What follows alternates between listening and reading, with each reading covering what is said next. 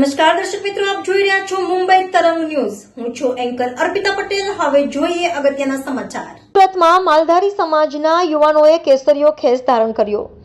સુરતમાં માલધારી સમાજના યુવા આગેવાન કહેવાતા શૈલેષભાઈ મેર ફરી ભારતીય જનતા પાર્ટી સાથે જોડાયા. શૈલેષભાઈ મેર પહેલા પણ ભારતીય જનતા પાર્ટી સાથે જોડાયેલા હતા. સમાજના આગેવાનોના કહેવા પ્રમાણે શૈલેષભાઈ મેર દ્વારા ભારતીય જનતા પાર્ટી છોડવામાં આવી હતી. ત્યારે આજ રોજ ભારતીય જનતા પાર્ટી ગુજરાત પ્રદેશ અધ્યક્ષ સી આર પાટીલ સાહેબની ઓફિસ ખાતેથી શૈલેષભાઈ મેર અને તેમની સાથે આવેલા યુવાનો દ્વારા ફરી કેસરીયો ધારણ કરવામાં આવ્યો. સી આર પાટીલ સાહેબના હસ્તે ખેસ પહેરાવી શૈલેષભાઈ મેર ભારતીય જનતા પાર્ટીમાં જોડાયા.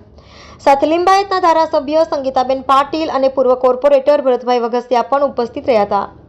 શૈલેષભાઈ મેર, વિપુલભાઈ ગલાણી, સંતોષભાઈ સોલા, રઘુભાઈ બોળિયા તેમજ 500થી વધુ માલધારી સમાજના યુવાનો શૈલેષભાઈ મેરના સમર્થનમાં કેસરીયો ખેસ ધારણ કર્યો હતો.